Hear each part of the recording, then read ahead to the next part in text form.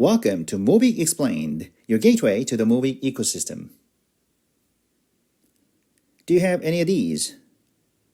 Well, the sports trading car space has always been a mystery to me. Tens of thousands of cars are bought and sold every day, with dozens trading for over $1 million since 2020. 2 years ago, a 1952 Topps Mickey Mantle was sold for $12.6 million, making it the most valuable piece of sports memorabilia in history. Wait a minute, $12.6 million for a small piece of faded paper? In my eyes, those who buy the cars are idiots. Their purchases are based on dubious judgments from so-called experts, and no governments guarantee the value of the cars.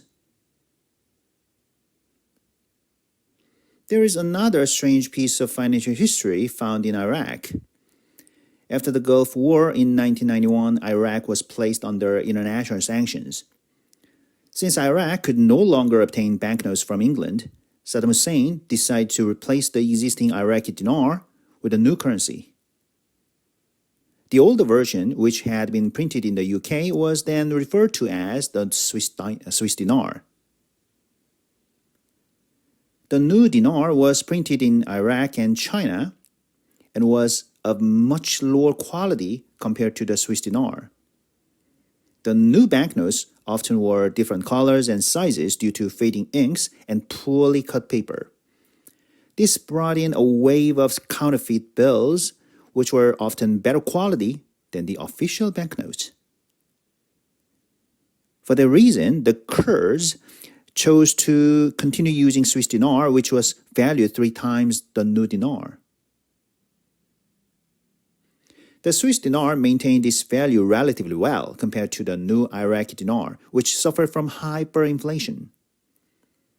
The Swiss dinar was seen as more stable and trustworthy due to its higher quality and the fact that it was not subject to the same level of economic mismanagement as the new Iraqi dinar. The Swiss dinar remained in use in the Kurdish regions until after 2003, when a new unified currency was introduced to replace both dinars. In 2003, one Swiss dinar was roughly equivalent to 300 new Iraqi dinars. What do the Swiss dinar and sports trading cars have in common? They are forms of money that are not backed by any government. They base their value on sheer trust between a small group of people. Seeing that they are valued by some, other people accept their worth as well. What the heck is this? No Economics 101 textbook explains such a thing. Swiss dinar goes against all the economic principles behind fiat currencies. Maybe it was just an anomaly. Maybe both baseball trading cards and Swiss dinar are just isolated incidents that can't be generalized. No, they are not isolated incidents, and I have reasons to believe that.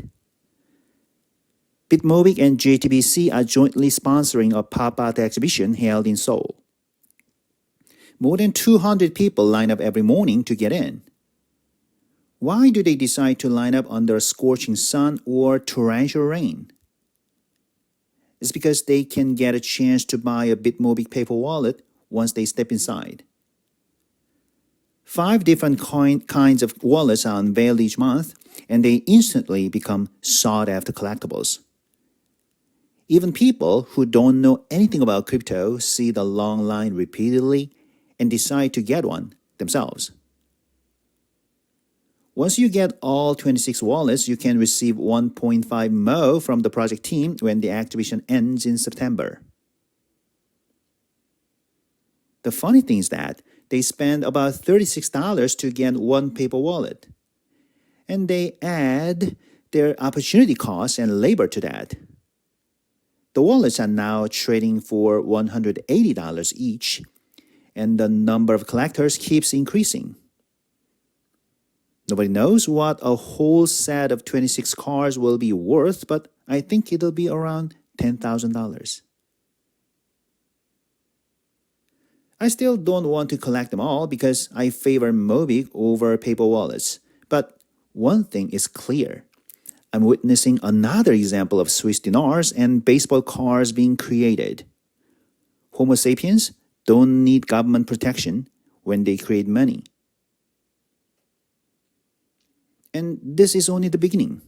There will be countless airdrop events in the coming years, and each will generate unique paper wallets. The wallets designed by renowned artists will sell at a premium. Like new versions of baseball cards create new collectors, some people are bound to crave those wallets. It's in our genes. The project team is preparing to list BTCMobick on a centralized exchange. South Korea is not an option due to their crypto-hostile environment. If you want to collect paper wallets, I suggest you start right after you watch this video. A Mickey Mantle card was not worth millions of dollars in the 1950s. Stay tuned and stay excited. Mobick Probe signing off.